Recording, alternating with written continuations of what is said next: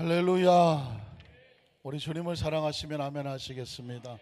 뜨겁게 사랑하시면 뜨겁게 아멘 하시겠습니다. 하나님께서는 날마다 우리의 심령 속에 뜨거움으로 더 간절함으로 나아가기를 원하시는 줄로 믿습니다. 해마다 이맘때만 되면 무슨 생각이 많이 드실까요? 후회가 혹시 마음속에 밀려오지는 않을까요?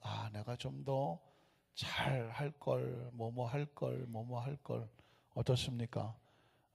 한 해를 마무리 짓기 전에 정말 우리가 새롭게 마음 먹을 수 있는, 바꿀 수 있는 한 달 정도가 남았는데, 오늘 성가대의 찬양이 성령의 불로 내 안에 오셔서 아직도 내 안에 있는 후회스러운 것, 후회할 만한 것들 어떻게 해달라고요? 다 태워주시옵소서.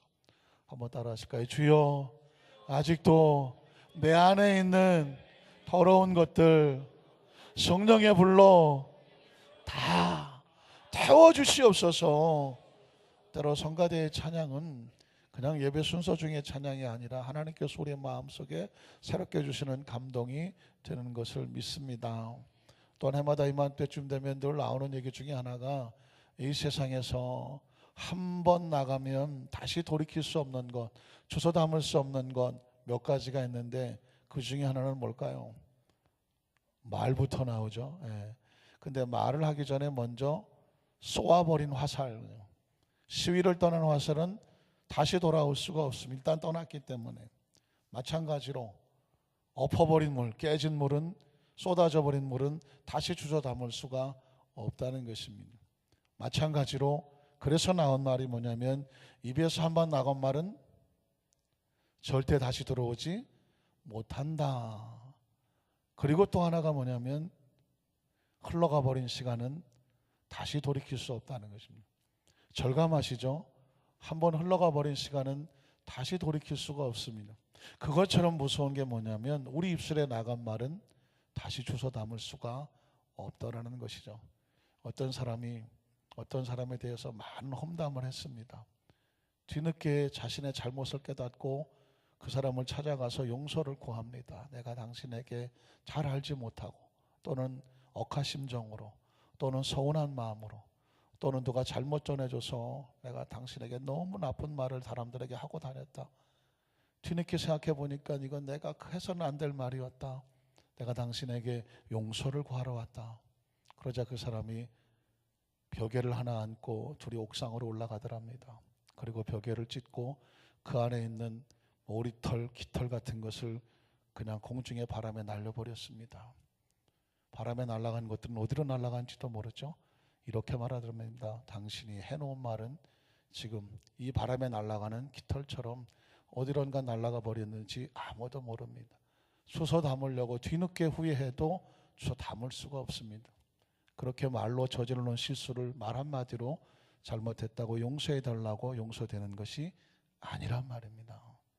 사실상 평생 우리 마음속에 새겨두어야 될 이야기가 아닐 수 없습니다. 지난 한 해 동안에 우리는 어떤 말을 하고 살았을까요? 생각하면 끔찍합니다. 우리 입에서 나간 말을, 주워 담을 수도 없는 말을, 정말 내 입에서 나간 말이 다른 사람에게 어떤 마음의 상처를 주고 고통을 주었을 생각을 하면 진짜 끔찍하죠. 어떻게 할까요? 그래서 우리는 말 한마디를 정말 씹고 또 씹고 엄청 가슴에 품었다가 정말 조심스럽게 한마디씩 내뱉어야 되는 아주 중요한 것을 가슴에 품고 살죠. 그래서 나온 말이, 크리스찬들은 항상 그 입술의 말을 항상 경계하고 조심해야 된다라는 말을 갖게 됩니다. 한 해를 마무리 져가는 12월 첫날에 이 철야 예배에 우리가 잘 아시는 찬양이지만, 한 번 더 지난 한 해 동안에 우리 입술에 나간 말들을 다시 한번 되돌이켜 보면서, 이제 남은 한 달 동안에도 우리 입술의 말을 다시 정리해 보면서 2018년을 향해 나갈 때는 가장 무엇보다도 무엇을 올바르게 세워야 될까? 하나님, 우리 입술의 말을 올바로 세워지게 하여 주시옵소서. 여러분 잘 아시는 찬양이지만 그런 의미에서 이 찬양을 한번 생각하면 어떨까요? 한번 따라 하실까요? 미안합니다, 고맙습니다, 사랑합니다, 축복합니다. 이걸 천국의 방언이라고 말합니다. 지옥에서는 할 수 없는 말이에요. 지옥에서는 절대 미안하단 말 안 합니다. 고맙다는 말 안 하고요, 사랑한다는 말 못합니다. 축복합니다도 되지를 않습니다. 이것은 천국에 쓰는 말이죠. 그래서 천국의 방언이라고 말합니다. 이 찬양을 함께 고백해 보도록 하겠습니다.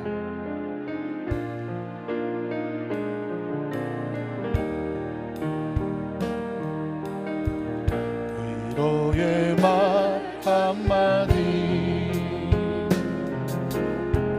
긴장을 풀어주고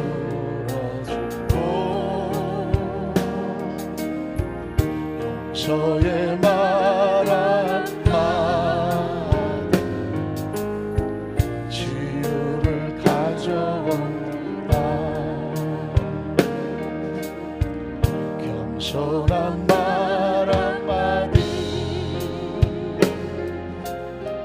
존귀히 여김받고 교만한 말 한마디,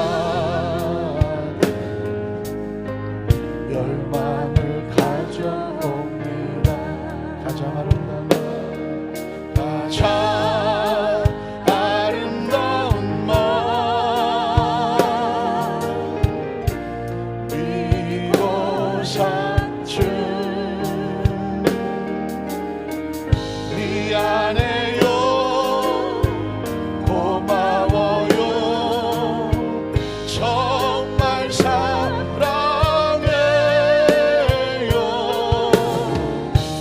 그리고 당신은 축복합니다. 쓰디쓴 말 한마디, 쓰디쓴 말 한마디, 증오를 씹으리고 증오를 씹으리고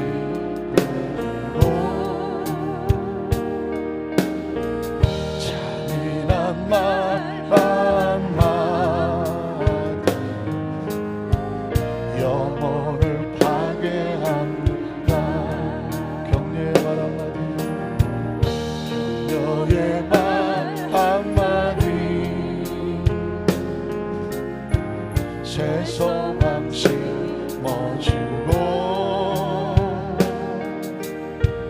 지혜의 말 한마디,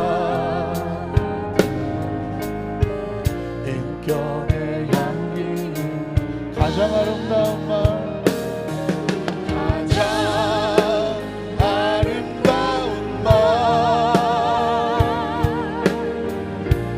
미고 산주 미안해요, 고마워요, 정말 사랑해요.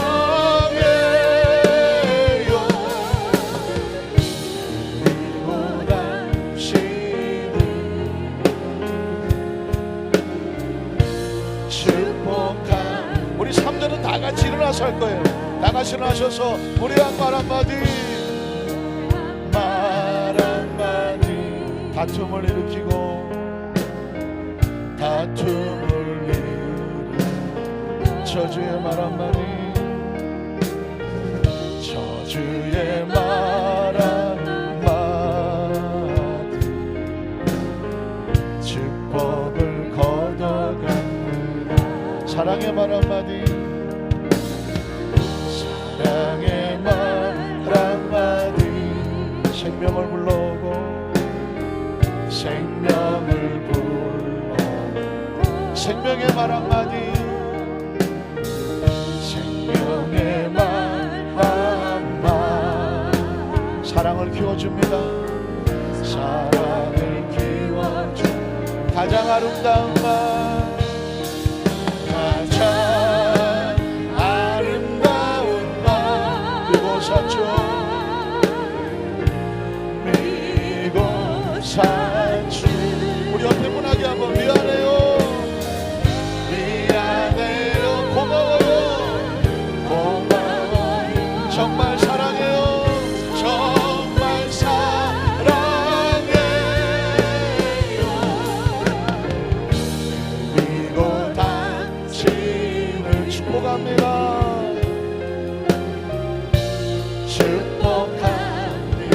그리고 당신을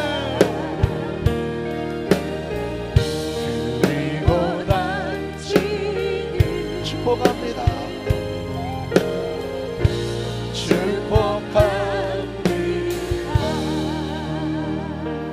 계속 서 계시고 일어나 앉으시면 안 돼요. 혹시 몸이 불편하시면 빼놓고는 서 계셔야 되고요. 지난 수요일 날 특별한 기도를 한 적이 있습니다. 말씀을 끝나고 너무 혼자 힘들게 계시는 분이 계셨어요. 저분은 기도하자고 해도 그러고 계실 것 같았어요. 무뚝 성령님께서 제 마음속에 함께 기도하면 어떻겠니? 그런 마음이 다가왔습니다. 그래서 제가 우리 남자 집사님들은 다 나오시라고 그랬어요. 마침 장로님도 계셨어요. 그래서 주회종들하고 이 앞에서 남자 집사님들은 또 중간에 서서 여성들하고 손잡고 기도하기 애매하니까 앞으로 다 나오셔서 남자 성도들끼리만 같이 기도했습니다. 언제 장로님들 손잡고 기도해 보겠습니까? 언제 목사님들 우리 합심으로 기도해 보겠습니까? 그리고 우리 성도님들은 서로 손을 잡고 335 원을 그려가면서 기도하시자고 했습니다. 그랬더니 세상에 그냥 종을 못 치겠어요. 얼마나 뜨겁게 기도하는지. 나갈 때 얼굴을 보니까 너무 화끈하게 밝아서 나가시더라고요. 지금 이 시간에 그렇게 기도하겠다는 것은 아닙니다. 지금 이 시간엔 뭘 하실 거냐면 우리 조미옥 사모님께서 찬양을 부르실 동안에 이 찬양을 부를 거예요. 여러분들은 지금 이제 막 돌아다니는 겁니다. 돌아다니시면서 한 번도 인사 못 해본 분들, 우리 함께 예배 드리면서 한 번도 얼굴을 보면서 마주치면서 인사 못 하신 분들에게 주님의 이름으로 사랑합니다, 축복합니다, 필요하다면 성함이 어떻게 되십니까, 저는 누구입니다 하면서 하여튼간에 이 찬양 끝날 때까지 최대한 여러분들의 따뜻한 친절을 가지고 인사하고 그리고 악수하고, 여성은 여성들끼리 좀 안아주셔도 되고 남성은 절대로 여성을 안아서는 안 됩니다. 남성은 남성들끼리 좀 안아주시고, 이참에 우리 장로님들한테도 와서 악수도 좀 하시고, 장로님들은 앞에 계시는 것이 아니라 가급적 막 돌아다니시고 성가대도 막 싸돌아다니시면서 내려오셔가지고 갇히면서 이 찬양 부르는 동안에 우리가 언제 이렇게 서로 인사해보고 악수해보면서 예배 끝나면 빨리 가기 급하고 안 좋으면 앉기로 바쁘고, 저분이 우리 성도인지는 알지만 얼굴이 잘 기억이 안 나고, 이건 참 얼마나 가슴 아픈 사건입니다. 천국을 갔는데 당최 누군지 모르겠다, 애매하지 않겠습니까? 자, 이 시간에 우리 찬양을 부르면서 자, 여러분 뒤로 돌아, 자, 움직여서 각자 움직이면서 인사하겠습니다. 자, 움직이세요. 저 뒤까지 장로님들 저 뒤에 가시고 서로 막 앉아가면서 저는 누구입니다, 누구십니까 다니면서 악수도 좀 하시고 물어보세요. 처음 오신 분도 계실 수 있습니다. 우리 저 찬양팀 움직이세요. 막 우리 성가대 막 움직이세요. 다니시면서 누가 성가대 와서 손잡고 악수 못하잖아요. 같이 움직이세요. 좀 낯설겠죠? 어색할 수 있어요. 따뜻한 말 한마디 해주세요. 사랑합니다. 아는 사람들끼리 말고 모르는 사람도 좀 해주세요. 모르는 사람도 좀 찾아다니면서, 몸이 불편하시면 못 움직이지만 혹시 앉아 계시는 분도 좀 같이, 몸이 불편해서 앉아 계시는 분 좀 찾아가셔요. 얼마나 반갑고 소중하겠습니까? 주님의 이름으로 사랑합니다. 고맙고 감사합니다. 우리 주님 안에 형제와 자매들입니다. 아직 시간은 충분합니다. 1절도 안 끝났어요. 어색해하지 마시고 형식적으로 하지 마시고 혼자 앉아 계시는 분한테 찾아가셔서 따뜻하게 인사 좀 해주세요. 주님의 이름으로 사랑하고 축복합니다. 우리 따뜻하게 좀 해주세요.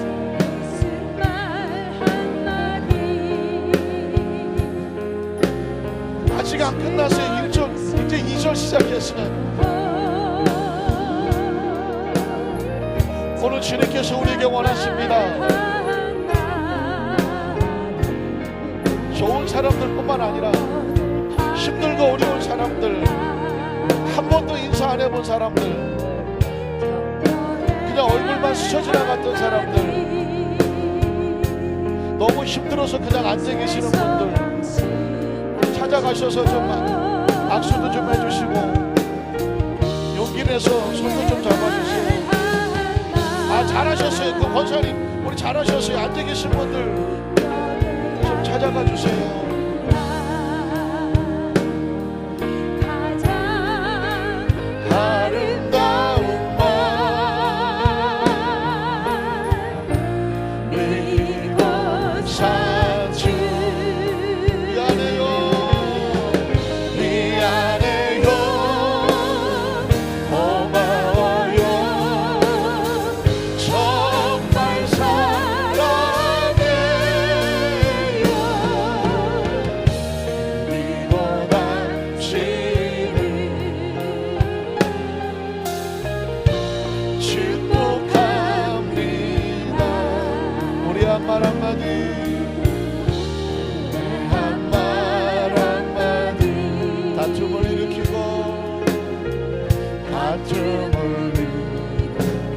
저주의 말 한마디,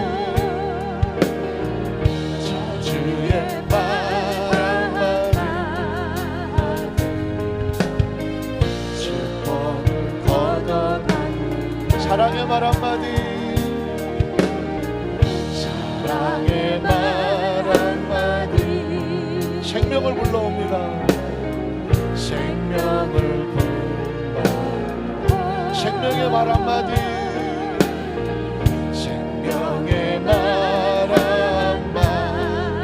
사랑을 키워줍니다.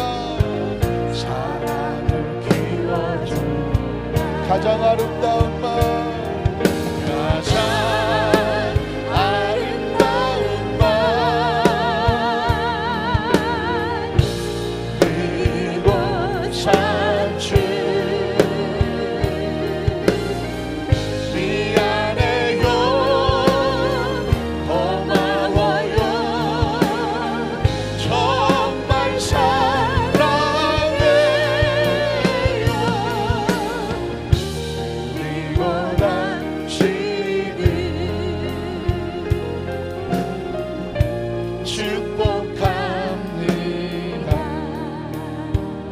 말 한마디, 내 한 말 한마디, 다툼을 일으키고, 다툼을 일으키고, 저주의 말 한마디, 저주의 말 한마디. 우리가 입술로 고백하는 것도 기도이지만 서로에게 안구를 물어주고 따뜻하게 손잡아주고 함께 인사하고 축복하는 것은 더 멋있는 기도가 될 수 있습니다.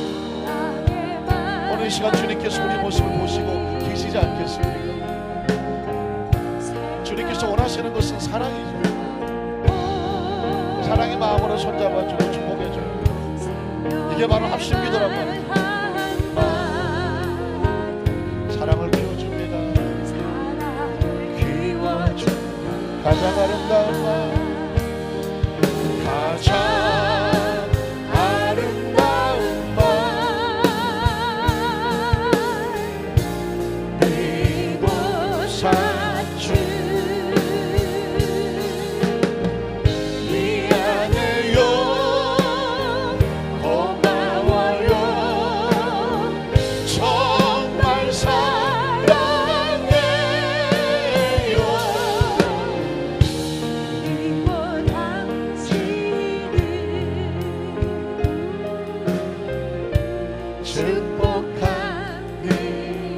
그리고 당신은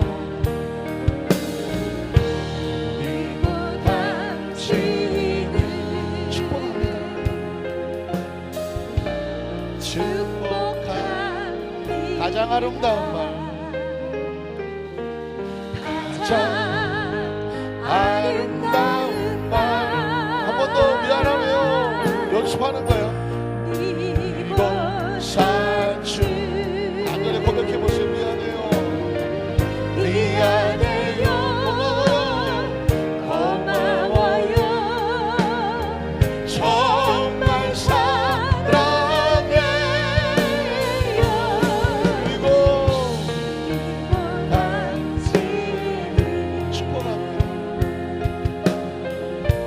축복하니. 우리 찬양팀을 다녀서 그리고 당신을 축복합니다. 축복합니다. 하나님 감사 박수하겠습니다. 감사합니다. 찬양팀은 반주하느라고 움직이지를 못해서 마지막에 특별하게 축복한다고 축복의 마음을 전했습니다. 여러분 어떠십니까? 하나님께서 우리에게 원하시는 것은 골방에 들어가서 기도하는 거 아주 중요합니다. 그러나 따뜻한 마음으로 손잡아 주는 것은 그 기도 이상으로 간절한 기도가 될 것입니다. 왜냐하면 예수님도 하나님의 아들이지만 골방에만 계시지 않았습니다. 할 수만 있으면 이스라엘 온 땅을 다니면서 아프고 힘들고 어렵고 눈물 나고 서럽고 속상하고 억울하고 어쩔 줄 모르는 심령들을 찾아가서 손잡아 주시고 함께 계셔 주셨습니다. 그래서 크리스찬은 함께 손잡아 주고 격려해 주는 것을 사랑이라고 말하고 기도라고 말하는 거죠. 그래서 여러분 이렇게 한 번씩 기도 시간을 사랑의 시간으로 교제하는 것을 하나님께서 기뻐 받으실 것을 믿습니다. 한번 따라 하실까요? 하나님께서 깨끗하게 하신 것을 내가 속되다 하지 말라. 제목은 아주 길어 보이지만 우리가 신앙생활 하면서 평생 잊지 말아야 될 하나님께 주시는 강력한 명령이죠. 하나님께서 깨끗하게 하신 것을 네가 감히 네 생각으로 감히 판단하여 속단하고 그것이 더럽다고 하지 말라. 성경 구절 그들에 있는 말씀을 제목으로 삼았습니다. 여러분 얼마 전에 JSA 공동경비구역이죠. 판문점 남북한이 지금 전쟁이 끝난 것이 아니죠. 우리는 종전되지 않았습니다. 정전됐고 휴전되어 있죠. 그래서 38선을 휴전선이라고 부르죠. 전쟁이 끝난 것이 아니면 아직 전쟁 중입니다. 그런데 잠시 전쟁을 멈추고 있죠. 선을 그어 놓았습니다. 전쟁이 멈춘 동안에는 이 선을 서로 넘지 못하도록 거기에 공동으로 경비를 세우죠. 이 안에서는 같이 공동으로 있을 수 있지만 선을 넘어오면 서로가 서로에게 총격을 가해도 그것을 묻지 못하도록 하는 것이 바로 협정이죠. 그 JSA 공동 그 경비 구역에 한 북한군 병사 하나가 어떻습니까? 집차를 타고 넘어오려고 하다가 아시는 것처럼 배수로에 걸리고 다급한 나머지 뛰쳐내려오죠. 그리고 미친 듯이 남한을 향해서 달려왔습니다. 대함을 향해서. 뭐 언론에 화면이 다 공유가 되고 다 보게 되어졌습니다. 총하는 총질하는 것도 다 보였죠. 뒤에서 사격을 하고 몇 방을 맞은지 모르지만 거의 사격을 해볼 정도로 총알을 맞고 쓰러졌습니다. 뒤늦게 발견을 하고 아주대 손해 나주대 병원에 가서 실려가서 수술을 받았죠. 목숨은 건지고 의식도 돌아오는 것 같더라고요. 거기서 재밌는 사건이 하나 벌어지죠. 쫓아오던 북한군 인민군이죠. 인민군이 서너 명이 쫓아오는데 한 명이 넘어서는 안 될 선을 넘는 모습이 화면에 잡혔습니다. 왜냐하면 잡으려고 막 쫓아오다 보니까 자기가 지금 어디를 넘어갔는지 모르고 넘어갔어요. 아마 잘 들리진 않았지만은 뒤에서 그랬을 것 같아요. 동무 날래 돌아오라고 막 그랬을 것 같아요. 인민군 말 써본 지가 오래돼 갖고 그냥 날래 돌아오 동무 지금 뭐 어디 넘었는지 뭐 아시는겨 할 거예요. 정신을 쫓아가다 보니까 저 소리도 못 들었던 것 같아요. 한참 쫓아왔으니까. 그러다가 정신 차리고 보니까 어디를 넘었어요? 넘어서는 안 될 선을 넘었습니다. 아차 싶으니까 뒤로 도망을 갑니다. 우리나라에서는 그 선을 넘어왔는데 왜 같이 사격을 하지 않았느냐라고 문제가 되기도 했습니다. 그러나 사실상 총격을 가하면 또 확전의 위험이 있기 때문에 확전이란 전쟁이 다시 확대되는 것을 말하죠. 혹시라도 전면전이 되거나 작은 것 하나가 문제가 될까 봐 어쩔 수 없었던 상황을 이해할 수도 있기도 합니다. 어쨌거나 삶의 현장 가운데 넘어서는 안 될 선이 있고요. 그 선을 발견하면 총알이 날아오기 전에 빨리 돌이켜 가는 것이 안전한 거죠. 그것은 그냥 다른 사건에 불과하지만 우리에게 주는 강력한 인생의 메시지이기도 합니다. 인생의 삶을 살아가면서도 넘어서는 안 되는 선이 있습니다. 여러 가지 선이 있겠지만 운전을 할 때 생명선, 중앙선은 절대로 넘어서는 안 되죠. 운전하다 보면 가끔 가다가 중앙선을 넘을 때가 있습니다. 앞차를 추월하기 위해서 아무도 없다고 생각하면 중앙선을 살짝 넘었다가 들어오기도 하죠. 그때 이미 바짝 긴장하게 됩니다. 사실 위법이죠. 그리고 급하다는 핑계를 가지고 중앙선을 넘고 저 앞에 차가 오기 전에 다시라도 들어와야 되죠. 만에 하나 그 차선이 비었다고 역주행을 하게 되면 큰 사고가 나고 본인뿐만 아니라 다른 사람들에게 생명의 위기를 갖다 주기도 합니다. 여러분, 이런 것은 원칙이에요. 법칙입니다. 제가 말씀을 전할 때마다 항상 하나님의 말씀은 원칙이다, 법칙이다. 이건 누구에게는 해당이 되고 누구는 해당이 안 된다는 것이 아닌, 누구를 막론하고 저 위로 올라가든 아니면 앞으로 저 미래는 나아가든 간에 누구를 막론하고 이 법칙에서 벗어나면 안전하지 않습니다. 하나님의 말씀은 법칙이에요. 그래서 성경은 창세부터 계시록까지 말씀을 읽을 때 어떻게 들어야 되냐면 법칙으로 들으셔야 돼요. 이 법칙을 내가 지키면 안전하고, 법칙을 넘어서면 그건 스스로 선택한 거라 위기를 만나게 돼요. 법칙을 넘어가면서 하나님 나를 안전하게 해주십시오 라고 말하는 것은 아주 위험한 발상입니다. 그래서 여러분, 십계명이라고 하는 것은 법칙이라고 말씀을 드렸죠. 법칙입니다. 하라와 하지 말라예요. 법칙이죠. 하라는 것은 뭐 해야 될까요? 해야 돼요. 하라는 것은 해야 안전합니다. 한번 따라 하실까요? 하라는 것은 해야 안전하다. 하지 말라는 것은 하지 말아야 안전한 것입니다. 이거 한번 해볼까? 이걸 하나님을 감히 만으로 여기지 말라, 스스로 속이지 말라. 하나님은 사람에게 속지 않는다. 한번 따라 하실까요? 하나님은 사람에게 속지 않으신다. 이거 하나님 아시겠어? 이거 하나님, 이거 내가 이렇게 몰래 하는 건 하나님 아시겠어? 이건 하나님을 속이는 것이에요. 하나님은 하지 말라고 하는 것은 하지 않아야 안전한 것이고요, 하나님께서 하라고 하는 것은 목숨을 걸고 해야 해요. 그게 뭐냐? 하나님 안에서 법칙이고 축복입니다. 신명기 28장은 축복의 장이죠. 역시 신명기 28장도 말씀을 삼가 듣고 지켜 행하면이라고 말하고 있습니다. 축복은 어느 날 갑자기 하늘에 뚝 떨어지지 않습니다. 요행과 재수를 원하지 않습니다. 한번 따라 하실까요? 크리스찬은 요행과 재수에 운명을 걸지 않습니다. 크리스찬은 하나님의 약속에 우리의 운명을 겁니다. 그 하나님의 약속의 말씀은 법칙이에요. 삼가 듣고 지켜 행하면 네가 들어와도 나가도 복을 받겠다고 말하고 있습니다. 그래서 들어와도 나가도 복을 받는다 마지막 절만 가지고 아멘 하면 안 됩니다. 그 첫 절을 기억하셔야 됩니다. 말씀을 삼가 듣고 지켜 행하면이라고 말하고 있습니다. 행하지 아니하면서도 주여 나를 들어와도 복을 받고 나가도 복을 받게 해 주시옵소서, 이걸 기복신앙이라고 말하는 것입니다. 왜? 지켜 행하지 아니하면서 복을 구할 때, 복만 구할 때 이것을 갖다가 기복신앙이라고 말하는 것입니다. 여러분, 혹시 정초에 점쟁이를 찾아가거나 어디 가서 부적을 쓰거나 하십니까? 그 사람들은 우리가 어떻게 살았는지 묻지 않습니다. 뭐만 많이 갖다 놓으면 돼요? 복채만 많이 올려두면 됩니다. 네 정성이 부족하다고, 점괘가 안 나온다고, 복채를 이 정도 굿 가지고 안 되니까 더 비싼 굿을 해야 된다고 말합니다. 그들의 목적은 따로 있습니다.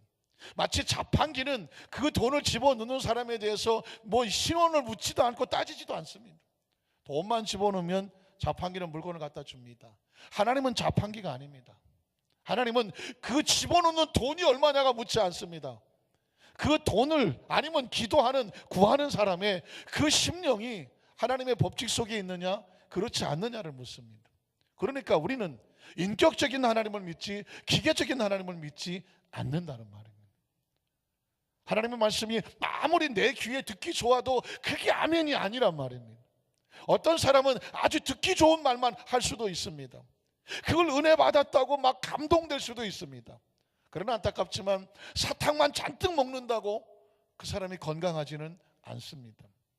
때로는 쓴 약도 필요합니다. 쓴 약은 뭘까요? 하지 말라는 것입니다. 사람은 하라 그러면 좋아하지만 하지 말라고 하면 기분 나빠합니다. 사랑하는 성도는 어떻습니까? 아니에요. 하지 말 것은 하지 말아야 되고요. 그리고 해야 하는 것은 목숨 걸고 해야 되고요. 강단의 하나님의 말씀은 하지 말라는 것은 목숨 걸고 하지 말라고 외쳐줘야 되는 것이고, 해야 될 것은 아무리 듣기 싫어도 해야 된다고 말해줘야 되는 것이죠. 그래야 어떻게 됩니까? 안전하단 말입니다. 안전하단 말입니다. 오늘 성경 본문으로 들어가 보겠습니다. 오늘 성경 본문에 보면 너희 마음대로 생각하면 안 된다고 말하는 하나님의 의도가 나오고 있습니다.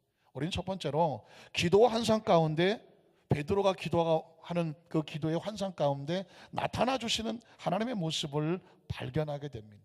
제 90쯤 돼서 늘 기도하던 이 베드로가 그 지붕 위에 올라가서 기도하는 가운데 환상을 보였다고 말하고 있습니다. 왜 환상인가? 제가 이 본문으로 들어가기 전에 그리스도인들의 삶의 현장 가운데 아주 좀 이거 어떻게 해석해야 될지 모르는 것 가운데 하나가 환상이라는 단어입니다. 이 하나가 굉장히 건조해요. 제가 그래서 입술이 자꾸 마르고 있는데,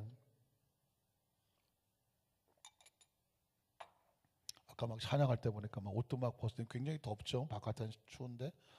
환상이 어떨까? 왜 하나님은 환상 가운데 나타나실까? 환상 가운데 왜 하나님께서는 그냥 이 성전 안에 딱 앉아 계시면 얼마나 좋겠어요. 그런데 하나님은 언제 나타나시느냐? 하나님 백성들이 기도하거나 아니면 꿈속이거나 환상 가운데 나타나요. 이유가 뭘까?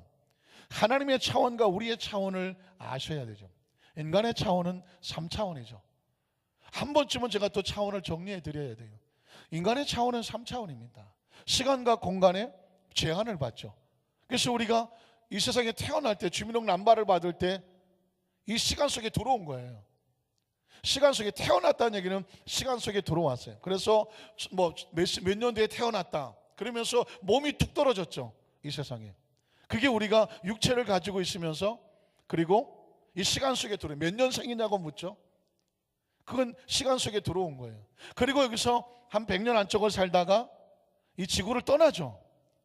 그래서 묘비명에 보면 몇 년 뒤에 들어왔다가 몇 년 뒤에 떠났다가, 그 마지막 시간을 뭐라고 말하냐면 이 3차원에서 사라지는 시간이에요. 이 세상에서 더 이상 볼 수가 없습니다. 물론 육체는 흙으로 지어졌기 때문에 3차원적인 존재라 이 세상을 떠날 때 가져가질 못합니다. 좀 아깝지만 못 가져갑니다. 그냥 3차원에 놓아야 됩니다. 그러면 가지고 가는 건 뭐예요? 영입니다. 이 영은 세상에서 태어난 영이 아닙니다. 이 영은 어디서부터 왔나요? 하나님으로부터 왔습니다. 창세기장 7절에 아담에게도 생기를 불어넣었던 그 생기가 바로 영이란 말입니다. 범죄하면 죽으리라 영이 단절된다는 말이죠. 그래서 이 세상은 3차원적인 세상이고, 하나님은 이 세상에 육신을 갖고 계시지 않습니다. 왜냐하면 육신은 3차원의 제한을 받기 때문이죠. 하나님은 영이시니 너희는 그 영의 신령과 진정으로 예배할지니라고 말했습니다. 예배하는 자는 육체로 예배하지 않습니다. 영으로 예배합니다. 그래서 여러분이 예배를 할 때에 몸이 여기 있다고 해서 진정한 예배는 아닙니다. 여러분의 생각과 마음과 영이 하나님 앞에 집중이 돼야 그걸 예배라고 말하는 것입니다. 그래서 신령과 진정한 예배를 달라고 말씀하는 것입니다. 예배에 앉아 있는데 사실 머릿속에는 여러 가지 생각이 막 딴 데 막 다닐 수 있습니다. 굉장히 숙달됐죠. 분명히 눈은 강대상을 향해 서 있는데 생각은 지금 여러 곳만 미국도 갈 수 있고, 집에 가서 오늘 뭐 하지? 딱 끝나고 뼈 해장국 먹으러 갈까? 뭐 신선 설렁탕 먹으러 갈까? 뭐 이 생각은 할 수 있습니다. 근데 하나님께서 가만히 보니까 몸은 여기 와서 눈동자는 이렇게 초점이 맞춘 것 같은데 그 머릿속을 가만히 보니까 막 설렁탕, 뼈해장국, 막 부대찌개가 돌아다니고 그러면 이건 하나님 보시기에 하나님 앞에서는 진정한 예배가 될 수가 없습니다. 예배는 아주 까다로운 겁니다. 예배는 사실상 아주 무서운 겁니다. 예배는 사실상 목숨 걸고 드리는 겁니다. 이건 왜냐하면 하나님 앞에 드리는 거란 말입니다. 신령과 진정으로 드려달라고 합니다. 예배 하나만 성공해도 운명이 달라지는 것입니다. 믿으십니까? 그러니까 예배는 3차원이 아니라 4차원이란 말입니다. 하나님의 임재는 4차원이란 말입니다.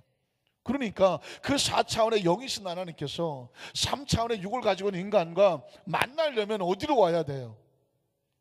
영적인 차원으로 들어와야 되죠. 그래서 3차원과 4차원이 만날 수 있는 네 가지가 있는데 그게 바로 4차원의 영성이라는 것입니다. 그 첫 번째가 뭐냐면 아까 제가 말씀드렸죠. 생각입니다. 하나님은 인간의 생각 속에 들어옵니다. 생각은 눈에 보이지 않습니다. 그러나 생각은 지금 여기 앉아있지만 눈 딱 감고 있으면 결혼한 지 얼마 안 되는 신혼부부는 신혼여행 갔던 곳을 생각할 수 있습니다. 아, 그때 좋았지. 좋았다니까. 생각할 수 있습니다. 얼마 결혼 이제 해야 될 예비 부부들은 여기 앉았으면 저를 보면서 열심히 보는 것 같지만 신혼여행을 어디로 갈까? 생각은 완전히 자유로 놀아날 수가 있습니다. 이 앉아있지만. 그러니까 생각은 시간과 공간을 초월합니다. 그래서 그 생각은 마음대로 내버려 두면 안 되고 생각은 하나님이 붙잡아 주셔야 됩니다. 무릇 지킬 마음보다 더욱더 내 마음을 지켜라. 마음은 생각입니다. 생명의 근원이 어디서 오느냐? 마음에서 옵니다. 그 생각이 사람을 살리고 생각이 사람을 죽입니다. 나쁜 생각을 하면 나쁜 사람이 되고 나쁜 행동을 합니다. 그러나 좋은 생각을 가지면 좋은 마음을 품게 되고 좋은 행동을 하게 됩니다. 그 사람은 안전합니다. 그래서 이 생각의 차원은요, 생각은 4차원입니다. 육신을 가진 인간이 4차원과 접촉할 수 있는 공간이 생각이란 말입니다. 이 생각 속에 하나님의 말씀이 들어와야 되고 하나님은 생각을 주십니다. 그래서 어떻게 되느냐? 하나님의 생각을 주십시오. 아까 우리 장로님들 하나님의 마음을 주십시오. 이건 인간이 얻을 수 있는 마음이 아닙니다. 그리고 또 하나가 뭐냐면 믿음이라는 것입니다. 비전과 꿈, 미래를 바라는 꿈입니다. 이거는 여기 앉아있지만 우리 미래를 생각할 수 있습니다. 혹시 어디에 아파트 입주하시려고 해놓으신 분이 계시다면 여기 앉아 계시지만은 야 내가 몇 개월 후에 입주하게 되면 거기다 뭐 침대는 뭘 갖다 놓고 뭐 냉장고를 못 갖다 놓고 앉아서 미래를 바라볼 수가 있습니다. 그러니까 이 미래를 바라보는 것을 향해서 믿음과 생각의 상상의 나래가 하나님의 영역입니다. 이 부분이 상상이고 환상이라는 것입니다. 그리고 사람은 뭐 할 수 있느냐 하면 꿈을 꿀 수가 있습니다. 꿈의 영역. 그래서 하나님 백성 어디서 만납니까? 꿈에서 만나죠. 꿈은 시간과 공간을 체험하거든요. 그리고 언어의 고백입니다. 아까 입술의 고백을 말했죠. 입술의 고백은 놀랍게도 하나님의 영역입니다. 기독교를 왜 말씀의 종교라고 말할까? 그 말씀엔 창조의 역사가 있습니다. 창조의 능력이 있습니다. 말이 씨가 된다고 말하는 것은 하나님으로부터 왔습니다. 하나님은 말로 씨를 뿌렸습니다. 그리고 이 우주 만물은 하나님의 말씀의 씨앗의 열매입니다. 그래서 우주 만물의 주인을 누구라고 말할까요? 하나님이라고 말하는 거예요. 씨 뿌린 사람이 주인입니다. 말씀으로 씨 뿌려 놓으시고 말씀대로 이루어졌습니다. 예수님은 말씀으로 천지를 창조하신 그 말씀이 아니고서는 우주 만물이 지어지지 않았다고 말했고, 말씀을 선포했고 말씀을 가르쳤으며 귀신도 말씀으로 쫓아냈습니다. 그리고 질병도 말씀으로 쫓아냈습니다.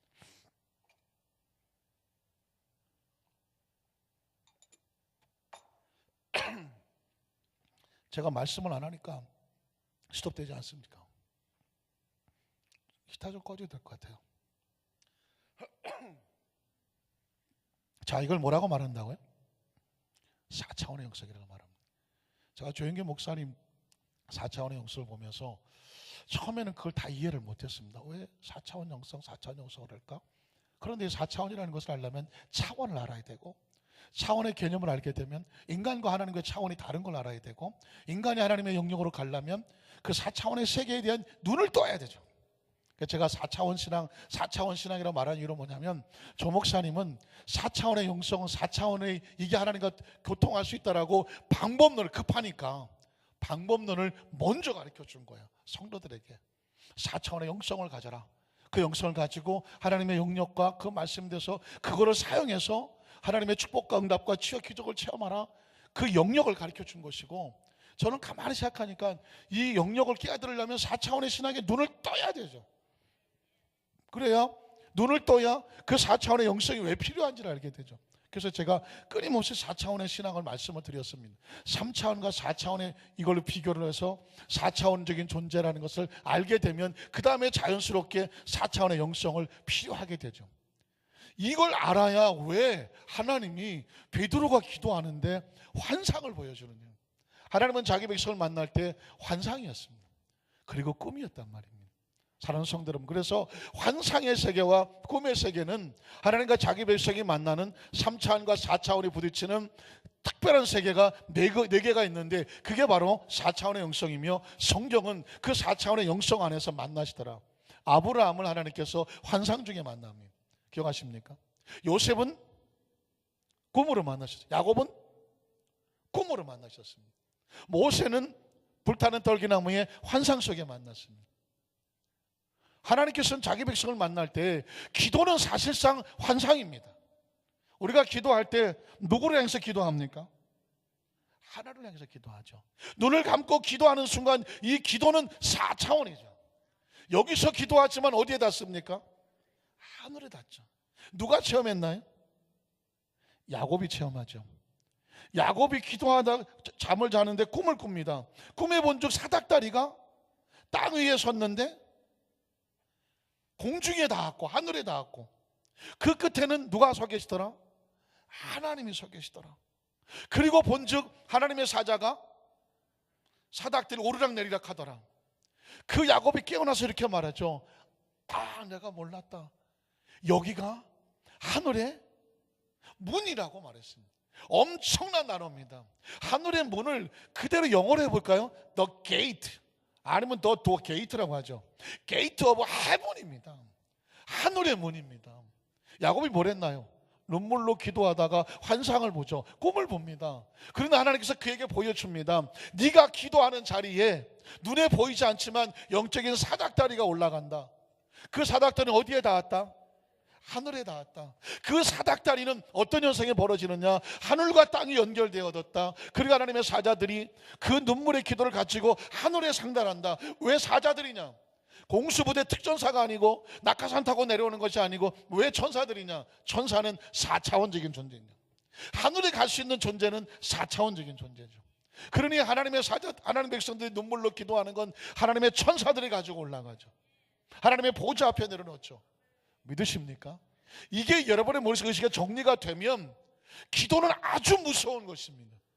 기도는 아주 놀라운 것입니다. 기도는 신비한 것입니다. 육체를 가진 인간이 눈을 감고 하나님 앞에 나와서 주여 하고 시작되면서 하늘이 열리기 시작합니다. 그리고 이 기도가 하늘에 닿기 시작합니다. 하나님이 들으신다는 말씀이죠. 너희가 내 이름으로 모여서, 두세 사람이 모여서 내 이름으로 기도하면 하늘에서 아버지께서 들으시고, 믿으십니까? 두세 사람이 내 이름으로 모이면 나도 너희 가운데 있느니라. 믿으십니까? 그러니까 이 기도라고 하는 것은 사람들이 모여서 하소연하는 게 아닙니다. 이 땅에 있는 인간이 하나님의 4차원의 눈을 뜨고 하늘과 연결하는 놀라운 통로가 기도입니다. 그래서 말씀하지 않습니까? 기도 외에는 이런 귀신이 나가지 않는다고. 귀신은 4차원적인 존재입니다. 4차원의 존재는 핵폭탄을 쏘고 ICBM을 쏜다고 귀신 나가지 않습니다. 귀신은 영적인 존재입니다. 귀신은 4차원적인 능력으로 나갑니다. 말씀의 권세로 나갑니다. 예수의 이름으로 나갑니다. 그래서 너희가 내 이름으로 귀신을 쫓아내고, 병든 자에게, 병은 3차원적인 권세입니다. 그런데 4차원의 권세를 가지고 내 이름으로 기도하면 병든 자가 나으리라고 말했습니다. 병은 3차원적인 존재고 예수 이름은 4차원적인 존재입니다. 병도 권세입니다. 어솔리티란 말입니다. 파워란 말입니다. 병은 우리 몸에 병 들게 합니다. 권세를 가지고. 그러나 예수의 이름은 생명의 파워입니다. 그 귀신을 쫓아내고 병을 쫓아낸단 말입니다. 이게 영적인 차원에서 벌어지는 상황이에요. 그래서 지금 베드로는 시간을 정하고 기도하는 것입니다. 왜 기도할까요? 하늘에 전화를 거는 것입니다. 하늘에 코드를 꼽는 것입니다. 하늘과 연결되는 것입니다. 하늘에 사닥다리를 대고 있는 것입니다. 하늘에 사닥다리를 대니까 환상이 펼쳐집니다. 기도 가운데 환상이 펼쳐지고 하나님이 베드로에게 임하시는 것입니다. 그러면 오늘 본문 내용 속에서 과연 하나님은 베드로에게 무슨 소리를 하고 싶으셔서 환상 속에 나타나셨을까? 자, 11절로 갑니다. 11절에 갔더니, 두 번째예요. 11절에 갔더니 하늘이 열리며, 우리 안산교회 성도들은 하늘이 열리며 그러면 할렐루야가 나와야 되지 않습니까? 제가 다시 읽어볼게요. 하늘이 열리며. 우리가 기대하는 건 이겁니다. 우리가 왜 기도합니까? 하늘을 열어주시옵소서. 우리가 예배를 왜 드립니까? 하늘을 열어달라는 것입니다. 찬양을 왜 합니까? 하늘을 열리는 것입니다. 우리가 하나님 앞에 봉사를 하는데 이 봉사를 어디서 봅니까? 하늘이 보는 겁니다. 우리가 이 세상에 육신을 벗고 어디로 갑니까? 하늘이에요. 하늘. 우린 하늘에서 온 하늘의 사람들이고 이 땅에 잠시 머물다가 어디로 가요? 하늘로 가요. 그러니까 성경에 하늘이라는 단어가 나오면 눈이 번쩍 뜨여야 되죠. 예수 믿는 사람은 나이 먹는 걸 두려워하지 않습니다. 왜냐하면 하늘에 가는 길이 더 가까워서 가는 거예요. 나그네는요 빨리 집에 가고 싶은 거예요. 아무리 좋아도 집이 편한 거예요. 그래서 바울이 그런 고백을 했죠. 내가 삼층천을 보고 나니까 지금 당장이라도 가고 싶다. 그런데 지금 당장 못 가는 이유는 나에게 남은 사명이 있기 때문이다. 이렇게 살아야 되는 거예요. 이렇게. 지금 우리가 살고 있는 건 무엇 때문에 사는 거다? 사명 때문에 사는 거예요. 죽지 못해 사는 게 아니고 사명 때문에 사는 거예요. 나이 먹으면 서러워할 이유가 하나도 없어요. 군대 생활하는 사람이 세월 지나간다고 시간 빨리 간다고요 아주 아쉬워하는 군인들 하나도 없어요. 빨리 하기를 원하고요. 국방부 시계는 거꾸로 매달아도 간다고. 여성들은 듣도 보도 못한 소리를 군대에서는 허구한 날 하고 앉아 있습니다. 허구한 날. 날짜가 가까우면 너무너무 좋아합니다. 쫄병도 시켜놓고 달력에 나 며칠 남았냐고 맨날 물어봅니다. 아주. 그리고 묻죠. 넌 얼마 남았냐고 묻습니다. 세상에 이런 쫄병 때 그런 마음을 품게 되죠. 내가 그냥 고참만 돼봐라 그냥. 그걸 맨날 아마 지금도 하고 있을지도 모르겠어요. 군대 생활은 늘 그러고 있습니다. 제가 진짜 인생은 군대 생활과 같다네요. 그러니까 이 세상에 천국을 정확하게 알고 있는 사람은 지금 이 시간에 최선을 다하고 하루하루 천국을 준비하고 나이 먹음을 서러워하지도 않고 두려워하지도 아니하고 천국에 대한 소망을 두고 가며 더 몸과 마음을 청결하게 하고 천국의 소망을 두는 사람을 4차원적인 신앙을 가진 손이라 말씀하는 것입니다. 어떤 사람 말합니다. 20대로 돌아가고 싶다. 30대로 돌아가고 싶습니까? 선생님? 어림도 없어. 나 안 가고 싶어. 나는 절대로 안 가. 나는 누가 보내주지도 않겠지만 나는 안 가. 나는 그걸 다시 시작하라고요? 여기까지 오는데도 얼마나 힘들었는지 몰라. 군대 생활 다시 하라고요? 안 해. 그만. 안 해. 그만 안 해. 가끔씩 남자들이 트라우마가 있어. 이 나이에도 가끔씩 우리 장로님들 계실지도 몰라. 꿈에 꿨는데 군대 가고 앉았네. 자다가도 벌떡 놀라. 군대 안 가요. 남자들은 2번 안 가요. 그걸 또 알고 모르고 한 번 가갖고 그러고 했는데 2번 가겠습니까? 마찬가지예요. 인생을 2번 살아. 아유 그만 살아. 아주 힘들어 못 살아 아주. 그래서 소망을 천국에 두고 사는 거예요. 믿으십니까? 자, 그래서 제가 우리 안산교회 성도들은요 하늘 소리가 나면 펄떡펄떡 뛰어라. 이 하늘은 그냥 공중에 떠다니는 하늘이 아니다. 하나님이 계신 곳이고 4차원의 세계고 그리고 하나님께서 우리 가운데 볼일이 계셔서 열어주시는 거예요. 볼일 계셔서 열어주는 거예요. 도대체 무슨 볼일이 있냐고요. 하늘에서 그릇이 하나 내려오네.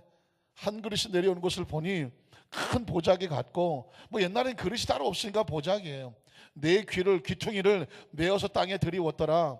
그 다음에 보니까 그 속에 뭐가 들었어요? 그 다음 가요. 그 안에는 땅에 있는 각종 4발 가진 짐승과 기는 것과 공중에 나는 뭐 짐승, 뭐 곤충, 새, 각종 뭐 여러 가지 들었어요. 그 다음 절에 보니까 그래서 그 다음 뭐예요? 또 소리가 있을 때 베드로야 일어나 잡아먹어라 하거늘 잡아먹으라고 말했습니다. 그랬더니 14절에 베드로가 이렇게 버팁니다. 베드로가 이러되 주여 그럴 수? 이거 진짜 간땡이가 벗나 이게. 아니 하늘에서 소리가 나서 이거 먹으라고 그랬는데 베드로가 버팁니다. 우리 여기서 굉장히 중요한 걸 깨달아야 돼요. 하나님이 하늘에서 이거 먹으라고 줬는데 베드로가 그 안에 것을 보고 나서 이렇게 버티죠. 못 먹어요. 나는 못 먹겠대. 누구한테? 하나님에게. 주여 난 그렇다면 베드로가 나쁜 놈이 아니라 베드로가 하나님께 버틸 만한 근거가 있겠죠. 뭐가 있으니까 버티겠죠. 뭘까요? 속되고 깨끗하지 아니한 것을 내가 결코 먹은 적이 없었다. 속되고 깨끗하지 않은 건 기준이 뭐예요? 구약 성경 레위기에 보면 뭐 비늘 없는 것들, 발굽 안 갈라진 것들, 뭐 이런 거 저런 것들 먹지 말라고 말했습니다. 이거 먹으면 네가 부정하다고 말했습니다. 이게 구약적인 사고예요. 이 베드로의 머릿속에는 예수를 믿고 성령을 받았으나 아직도 그 머릿속에는 구약적인 사고를 가지고 있어요. 그래서 그 계명을 가지고 사람을 판단하고 있고, 사람이 음식 같은 걸 먹는 걸 통해서 부정해진다고 생각하고 있어요. 그래서 아무리 하나님 먹으라고 그래도 난 하나님 말씀에 부정하다는 걸 내가 알고 있기 때문에 나는 못 먹어요 라고 버텼습니다. 그랬더니 그 다음 절에 나오는 말이 이런 말입니다. 또 두 번째 소리가 있으되 하나님께서 깨끗하게 하신 것을 내가 속되다고 하지 마라. 자, 보자기 안에 써 있는 것은 구약 율법에 따르면 진짜 부정한 거예요. 깨끗이 씻어온 게 아니란 말이에요. 율법도 그대로 있고 내용도 그대로 있어요. 베드로는 율법대로 못 먹겠다고 한 거예요. 그러나 율법에 부정해도 하나님의 은혜로 깨끗하다고 말했다면, 하나님의 은혜로 깨끗하다고 말했다면 그 율법을 기준 가지고 사람이 이런 나쁜 놈, 더러운 놈, 부정한 놈 할 수 있어요, 없어요? 할 수 없어. 지금 이 보따리에 쌓여있는 이 부정해 보이는 것들은 구약의 율법으로 보면 부정한 것들이에요. 행위도 부정하고 하는 짓거리도 그렇고 뭐 그 계명 시키면 갖다 대니까 다 걸려드는 것들이에요. 근데 하나님 이렇게 말해요. 그럼에도 불구하고 내 새끼야 이게. 내 자식이야. 얘는 내 자식이다.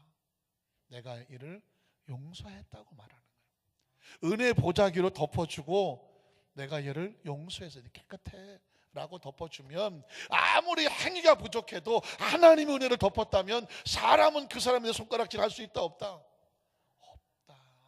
이 얘기는 뭐냐면, 너를 봐라 베드로, 네가 주님을 모른다고 세 번이나 부인하고 부정한 놈 아니냐? 베드로가 행위로 우리 앞에서 감히 얼굴이나 들겠어요? 가만히 생각하면 우리도 만만치 않지 사실은. 그런데 베드로를 누가 용서했나요? 예수님이 용서하고, 용서한 그곳에 성령을 부어주고 그에게 교회를 세우게 하고 복음을 전하게 하잖아요. 우리가 누구 중에 우리가 이 베드로 향해서 돌을 던지겠습니까? 못 던지잖아요. 왜? 예수님이 용서하셨네. 하나님이 그에게 은혜를 덮으셨잖아요. 그 얘기는 뭐냐면, 이 말씀을 읽으면서 저와 여러분의 의식과 사고를 바꾸는 거예요. 너는 어떠냐고 묻는 거예요. 너는 어떠냐? 우리도 그 보자기 안에 있는 부정한 것들과 별반 다르지 않아요. 십계명에 비춰서, 구약에 있는 계명에 비춰서 우리가 의로운가요?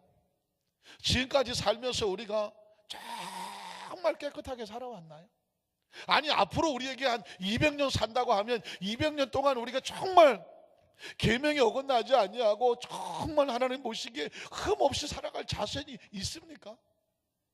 오래 사는 게 목적이 아니라니까요.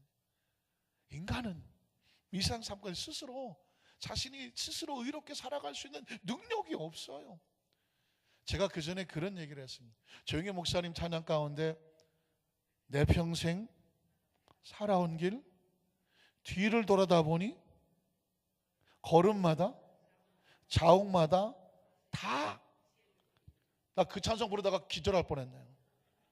기절했을 때 30대 때, 30도 안 됐어. 20대 때 그 찬송을 너무 좋아서 부르다가 한날 가사를 묵상하다 기절할 뻔했네.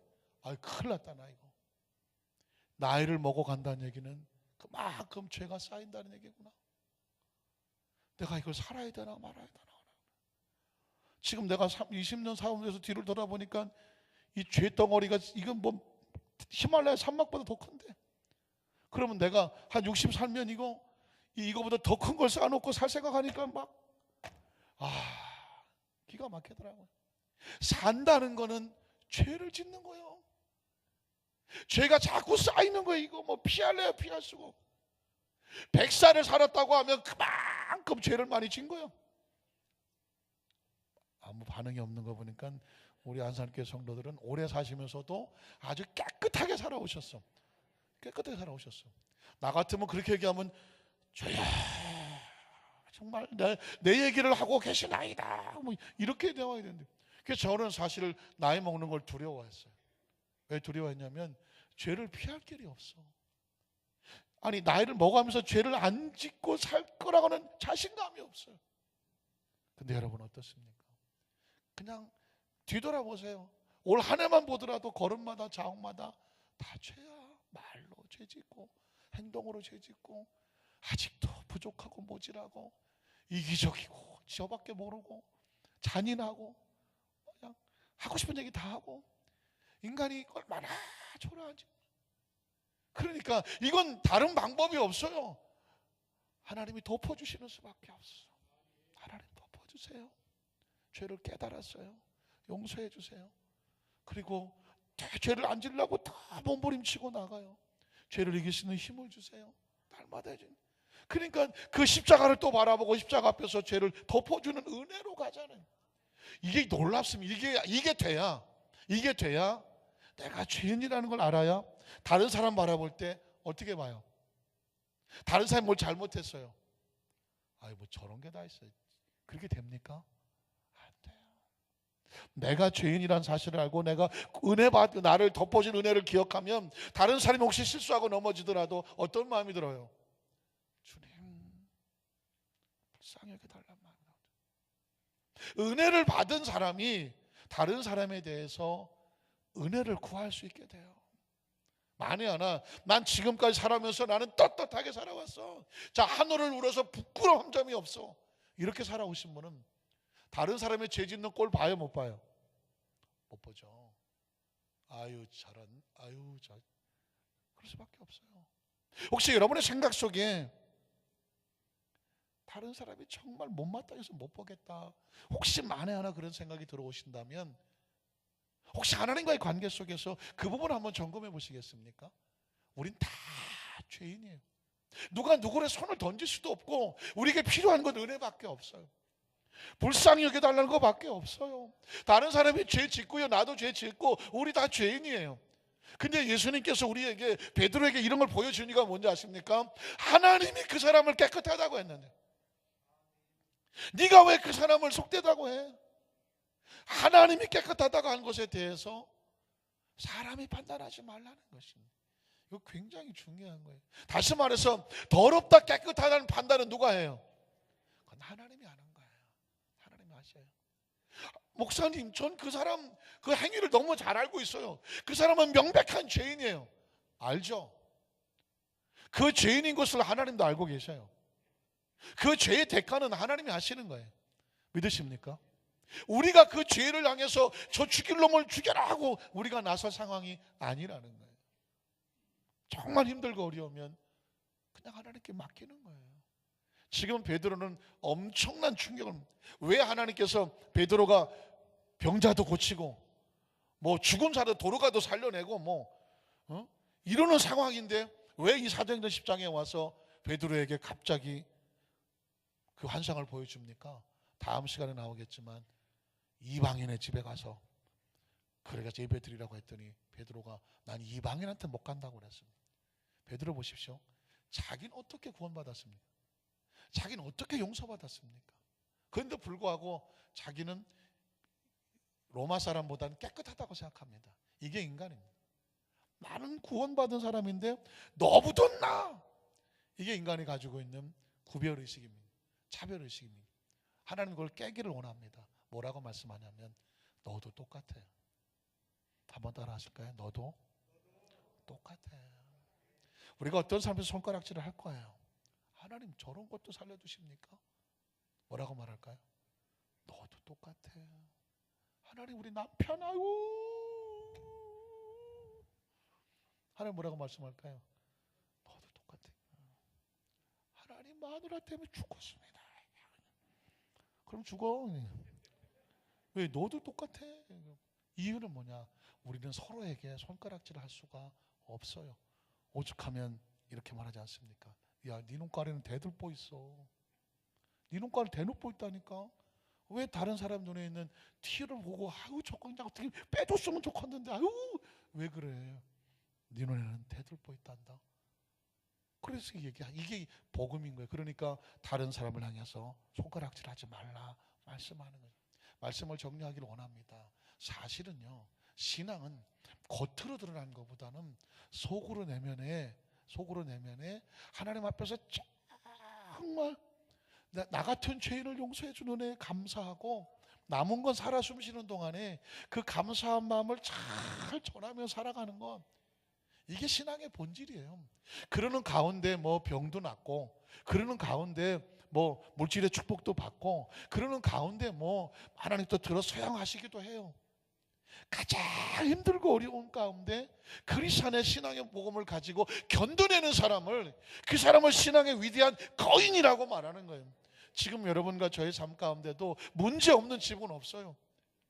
정말 기가 막힌 상황에 빠져 있는 사람도 있어요. 정말 기도하면 눈물밖에 안 나는 사람도 있어요. 그러나 그게 다가 아니, 그 상황에서 그 사람이 어떻게 복음을 들고 일어서느냐, 그걸 보시는 거지. 그 문제를 당했다고 실패한 거 아니에요. 그 문제 만났다고 해서 인생 끝난 것도 아니에요. 남보다 더 힘들어 보인다면 더 멋진 모습으로 일어나면 되는 거예요. 어차피 꿈 깨면은요 다 없어져요. 이 세상 떠날 때에 힘들고 아프고 고통스러웠던 거 마치 잠에서 깨면 싹 없어지는 것처럼 인생 지그지그 먹고 힘들고 어렵죠. 이 인생이란 꿈에서 깨면 다 그냥 꿈이에요, 꿈.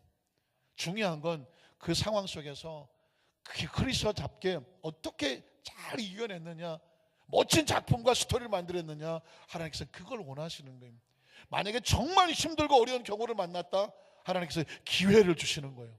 자, 너 거기서 한번 일어나봐, 견뎌내봐, 이겨봐. 그러면 너는 이만큼 성장을 나한테 보여주는 거예요. 믿으십니까? 우리 한산교회 성도들에게 그 차원의 신앙의 모습으로 더 깊숙이 들어가시기를 주님의 이름으로 축원합니다.